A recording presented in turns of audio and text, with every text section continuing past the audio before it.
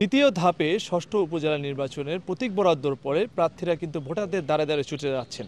এই মুহূর্তে আমি অবস্থান করছি শরীয়তপুর সদর উপজেলায়। এই উপজেলায় চেয়ারম্যান পদপ্রার্থী রয়েছেন ৫ জন, ভাইস চেয়ারম্যান পদপ্রার্থী রয়েছেন ২ জন এবং মহিলা ভাইস চেয়ারম্যান পদপ্রার্থী রয়েছেন ২ জন। তারা কিন্তু তীব্র প্রতিদ্বন্দ্বিতামূলক অবস্থানে নির্বাচনের মাঠে রয়েছেন। এখন আমি অবস্থান করছি যে জায়গায়, এখানে আমরা একজন প্রার্থীকে দেখতে পাচ্ছি, তিনি কিন্তু ভোটারদের দ্বারে দ্বারে ছুটে যাচ্ছেন। জানার চেষ্টা করবো আসলে কিরকম সাড়া পাচ্ছেন এবারের নির্বাচনে। ধন্যবাদ গ্লোবাল টিভি।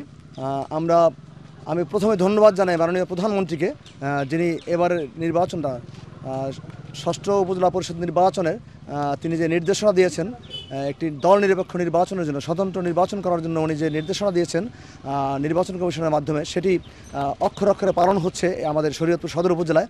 আমি শরীয়তপুর সদর উপজেলার বিভিন্ন দ্বারে দ্বারে ঘোরার মধ্য দিয়ে দেখতে পেরেছি যে মাননীয় প্রধানমন্ত্রী ঘোষণার পরে শরীয়তপুর সদরের মানুষ স্বতঃস্ফূর্তভাবে ভোট দেওয়ার জন্য অধীর আগ্রহ অপেক্ষা করছেন এবং শরীয়তপুরের মানুষ এই ভোট দিবে বলে আমি মনে করি, বিশ্বাস করি। আচ্ছা, এই ভোট চাইতে গিয়ে আপনারা কোনো বাধার সম্মুখীন হচ্ছেন কিনা? হ্যাঁ, ধন্যবাদ আপনাকে।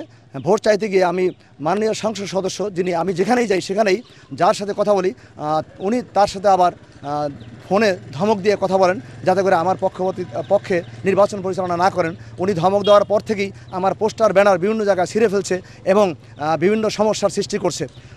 আমি শরীয়তপুর সদর উপজেলাবাসীর কাছে আহ্বান জানাবো, আসুন ২১ তারিখের নির্বাচনে আমাকে মোটরসাইকেল মার্কায় ভোট দিয়ে জয়যুক্ত করে এই জগদ্দল পাথর থেকে শরীয়তপুর সদরকে রাহুমুক্ত করার জন্য আমি আহ্বান জানাবো। ধন্যবাদ সবাইকে, শরীয়তপুর সদর উপজেলাবাসীকে। আসসালামু আলাইকুম। আপনার আশ্বাস কি? আমি শরীয়তপুর সদর উপজেলাকে বাংলাদেশকে মাননীয় প্রধানমন্ত্রী যেমনিভাবে একটি স্মার্ট বাংলাদেশে পরিণত করার জন্য পরিকল্পনা করেছেন এবং কাজ করছেন, আমি শরীয়তপুর সদর উপজেলাকে ঠিক মাননীয় প্রধানমন্ত্রীর সেই নির্দেশনা অনুযায়ী সদর উপজেলাকে আমি স্মার্ট শরীয়তপুর সদর উপজেলা হিসাবে গড়ে তুলতে চাই।